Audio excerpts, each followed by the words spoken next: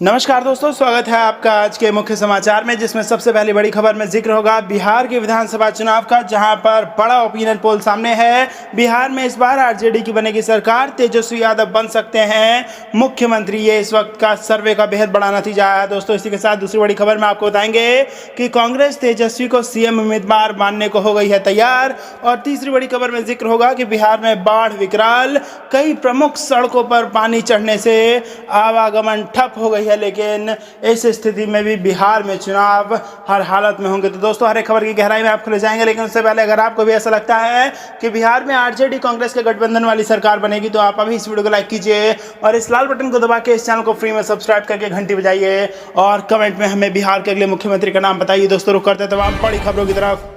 Bihar elections opinion poll. Bihar में इस बार RJD की सरकार, तेजस्वी बन सकते हैं मुख्यमंत्री। सर्वे। जी हां दोस्तों, बिहार के तख्त पर कौन और कितनी मजबूती के साथ बैठेगा, इसी को ध्यान में रखते हुए जनता का मूड समझने के लिए ओपिनियन पोल किया है। सीएम के तौर नीतीश का काम उनके कार्यकाल में कैसा रहा, इस सवाल के जवाब में 80% जनता ने कहा कि खराब रहा, तो वहीं 15% ने औसत बताया। बिहार की 5% जनता ने कहा कि नीतीश कुमार का सीएम के तौर पर काम अच्छा रहा। ओपिनियन पोल लोगों ने सीएम के तौर पर पहली पसंद तेजस्वी को बताया है। उन्हें 70% लोगों ने सीएम के तौर पर पसंद किया है। वहीं नीतीश को महज 8% लोगों ने और चिराग पासवान 15% लोगों के लिए सीएम पद की पहली पसंद है। तेजस्वी यादव राज्य में चुनाव की घोषणा के बाद प्रेस कॉन्फ्रेंस कर रहे हैं। उन्होंने कहा कि हम लोग चुनाव के ऐलान का स्वागत करते हैं। कोरोना वायरस को लेकर लोगों की अलग अलग मांग थी, फैसला चुनाव आयोग को लेना था। 3 फेज का चुनाव तय हुआ है। दशहरा और दीपावली के बीच चुनाव और परिणाम आ जाएगा। हम तो हमेशा कहते हैं जनता मालिक है और उनको तय करना है वो किसको मौका देंगे। जनता मौका देंगी तो हम लोग काम करेंगे।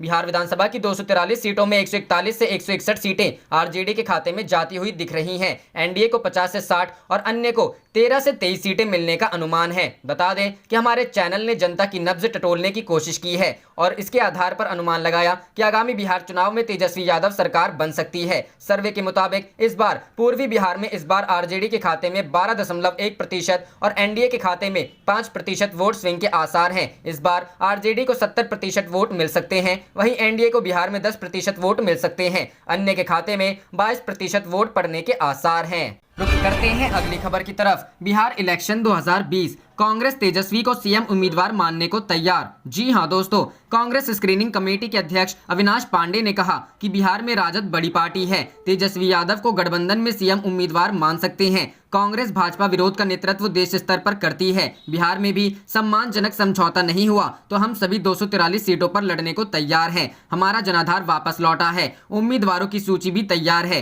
पांडे शनिवार को पटना आने के बाद सदाकत आश्रम में प्रेस से बात कर रहे थे। कहा कि चुनाव जीतने वाले उम्मीदवार को ही पार्टी मैदान में उतारेगी। कार्यकर्ताओं का समर्पण, पार्टी के प्रति निष्ठा ही उम्मीदवार चयन का आधार होगा। जिसने दिन रात पार्टी के लिए मेहनत की है उसे हर हाल में प्राथमिकता मिलेगी। उन्होंने कहा कि बिहार का चुनाव देश में बड़ा संदेश देगा। इस बार पूरी ताकत से एनडीए को यहां से उखाड़ फेंकना है। गठबंधन हुआ तो जिन सीटों पर हमारे उम्मीदवार होंगे वहां तो लड़ेंगे ही। दूसरी सीटों पर सहयोगी दल के उम्मीदवारों के भी काम हमारी तैयारी आएगी। कितनी सीटें मिलेंगी और कितनी पर कांग्रेस समझौता कर सकती है, यह मामला पार्टी के प्रदेश अध्यक्ष और राज्य प्रभारी को तय करना है। इतना तो तय है कि गत चुनाव में जितनी सीटें मिली थी उससे ज्यादा ही सीटों पर बात बनेगी। उपेंद्र कुशवाहा के बारे में पूछने पर उन्होंने इतना ही कहा कि हम चाहते हैं कि भाजपा विरोधी ताकतें एकजुट हो। रुक करते हैं अगली खबर की तरफ। बिहार में बाढ़ विकराल, कई प्रमुख सड़कों पर पानी चढ़ने से आवागमन ठप। जी हां दोस्तों, लगातार 3 दिनों की बारिश से उत्तर बिहार में बाढ़ की स्थिति विकराल हो गई है। इसका असर मुजफ्फरपुर, पूर्वी चंपारण,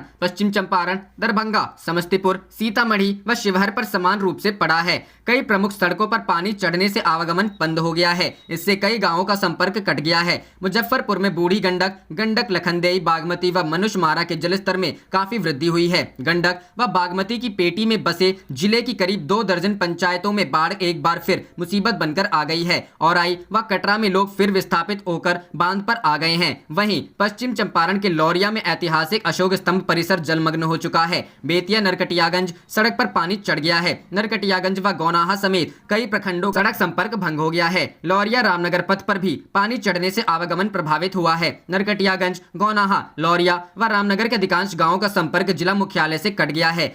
एसएसबी कैंप व इसके आसपास का क्षेत्र भी जलमग्न हो गया है। सैकड़ों लोग सुरक्षित स्थान पर चले गए हैं। सीतामढ़ी में भी अधवारा समूह की नदियों में उफान है। लखनदेई का पानी घरों में घुसने के बाद लोगों ने रेलवे ट्रैक पर शरण ले ली है। शिवहर में भी बागमती के जलस्तर में लगातार बढ़ोतरी हो रही है। बागमती का पानी NH 104 के कोला पुल डायवर्जन होकर बहने लगा है। इस कारण इस रोड पर आवागमन बाधित है। शिवहर मोतिहारी रोड पर भी पानी चढ़ने के कारण आवागमन बाधित रहा। वहीं दरभंगा में घनश्यामपुर व हनुमान नगर प्रखंड एक बार फिर बाढ़ की चपेट में आ गए हैं। कमला बलान झंझारपुर में लाल निशान से काफी ऊपर बह रही है। इस नदी की पेटी में बसे 10 गांव पूरी तरह बाढ़ की चपेट में आ गए हैं। यहां घरों में पानी घुस गया है और लोग मवेशियों के साथ वहां से पलायन कर रहे हैं। समस्तीपुर में भी बूढ़ी गंडक के जलस्तर में काफी बढ़ोतरी हुई है। यहां चक मेहसी में बाढ़ का पानी गाँव में फैलने लगा है। हालांकि स्थिति नियंत्रण में है।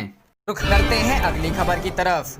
ऋतु जायसवाल ने जेडीयू से दिया इस्तीफा, थाम सकती है लालटेन का दामन। जी हां दोस्तों, बिहार में विधानसभा चुनाव को लेकर गहमा गहमी तेज हो गई है। इसी बीच जेडीयू को बड़ा झटका लगा है। सीतामढ़ी जिले की जेडीयू महिला विंग की अध्यक्ष ऋतु जायसवाल ने अपने पद और पार्टी की प्राथमिक सदस्यता से इस्तीफा दे दिया है। ऋतु जायसवाल ने आधिकारिक पत्र जारी कर मामले की सूचना दी है। अपने इस्तीफे में ऋतु जायसवाल ने पार्टी में आंतरिक लोकतंत्र की कमी की चर्चा की है। ऋतु जायसवाल ने लिखा है, तकरीबन 1 साल पहले जेडीयू की सदस्य बनी। पार्टी की कर्मठ कार्यकर्ता होने के नाते नेतृत्व के द्वारा दी गई प्रत्येक छोटी बड़ी जिम्मेदारी का निर्वहन मैंने पूरी निष्ठा से किया। संगठन की मजबूती के लिए सबल पंचायत सक्रिय बूथ अभियान में भी मेरी भूमिका रही। उन्होंने लिखा है कि उन्होंने पार्टी में आंतरिक लोकतंत्र की कमी महसूस की है और इसी वजह से उन्होंने पार्टी के इस्तीफे देने का फैसला किया है। चर्चा है कि ऋतु जायसवाल राजद में शामिल हो सकती हैं। परिहार विधानसभा क्षेत्र से आरजेडी उन्हें उम्मीदवार बना सकती हैं। वहीं इस बात की भी चर्चा है कि उन्होंने बीते दिनों नेता प्रतिपक्ष तेजस्वी यादव से मुलाकात भी की थी।